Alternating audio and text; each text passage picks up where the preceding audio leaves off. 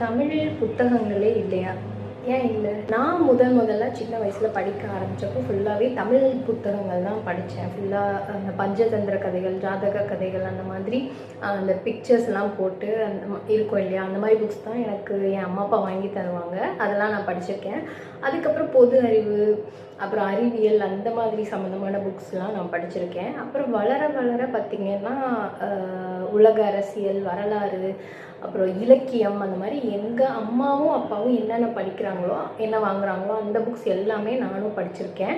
அதுக்கப்புறம் நானாக விவரம் தெரிஞ்சிச்சேன், நம்ம வந்து தமிழில் நாவல்கள்லாம் படித்ததே இல்லையே அப்படின்ட்டு தான் நான் பக்கத்து வீட்டை கடன் வாங்கி ஃபஸ்ட்டு படித்தது வந்து பார்த்திபன் கனவு. கல்கி அவங்களோட பொன்னியின் செல்வன், அந்த பெரிய நாவல் இல்லையா, அது 5 வால்யூம். அது படிக்கிறதுக்கு பிகினர்ஸ்க்கு கஷ்டமாக இருக்கலாம். மேபி நீங்கள் ஃபஸ்ட்டு வந்து பார்த்திபன் கனவு படிச்சிங்கன்னா உங்களுக்கு வந்து கல்கி அவர்களோட கதை சொல்கிற விதம், எழுத்து, அதுக்கெல்லாம் வந்து கொஞ்சமாக பரிச்சயமாவீங்க. அதுக்கப்புறமா வெக்கை அப்படின்னு ஒரு புத்தகம், பூமணி அவர்கள் எழுதினது.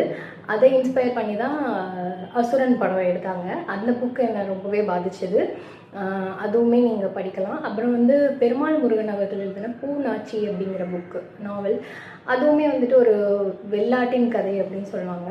ரொம்பவே அழகாக இருக்கும். அண்ட் அது தவிர நான் படித்த நான் ஃபிக்ஷன் புக்கெலாம் நான் சொல்கிறேன். ஃபர்ஸ்ட் வந்து அண்டார்டிகா அப்படின்னு ஒரு புத்தகம். அது எப்படின்னா, அந்த அண்டார்டிகாவை வந்து எக்ஸ்ப்ளோர் பண்ணுறதுக்காக, அதோட தென் துருவத்தை வந்து கண்டுபிடிக்கிறதுக்காக குரூப்பாக நிறைய பேர் வந்துட்டு அவங்களுக்கு தேவையான ஃபுட்டு எல்லாமே எடுத்துகிட்டு அவங்க வந்து ஒரு எக்ஸ்ப்ளோரேஷன் மாதிரி போயிருக்காங்க. ட்ராவல் சம்மந்தமான விஷயங்கள் உங்களுக்கு பிடிக்கும்னா அந்த புக் ட்ரை பண்ணுங்கள். அதுக்கப்புறம் வந்து முடிசூடா ராணிகள் அப்படின்ட்டு ஒரு புத்தகம். நீங்கள் வந்து வரலாறுல பார்த்தீங்கன்னா ராஜாக்களை பற்றி மட்டுமே பேசிகிட்டு இருப்பாங்க. அப்படி இல்லாமல் சொல்லப்படாத, அதிகமாக பேசப்படாத ராணிகளை பற்றியும் இந்த புக்கில் சொல்லியிருப்பாங்க. அது ரொம்பவே அழகாக இருந்தது. அண்ட் அதுக்கப்புறம் தேன்மொழி அப்படின்னு ஒரு புத்தகம். தேனீக்களோட வாழ்க்கை, அது எப்படி ஒரு தேனை வந்து சேகரிக்குது, தேனோட நல்ல விஷயங்கள் அப்படின்னு டோட்டலி அது எல்லாமே வந்து சொல்லியிருப்பாங்க அந்த புத்தகத்தில். ரொம்பவே நல்லாயிருக்கும், படிக்கிறதுக்கு இன்ட்ரெஸ்டிங்காக.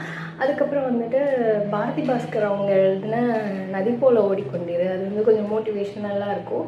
அதுவும் படிக்கிறதுக்கு ரொம்ப நல்லாயிருக்கும். நீங்கள் நிறைய தமிழ் நாவல்கள் படிப்பீங்க அப்படின்னா கண்டிப்பாக எனக்கு எதாவது ரெக்கமெண்ட் பண்ணணும்னு நினச்சிங்கன்னா கமெண்ட்ஸில் சொல்லுங்கள். நான் கண்டிப்பாக செக் பண்ணி பார்க்குறேன்.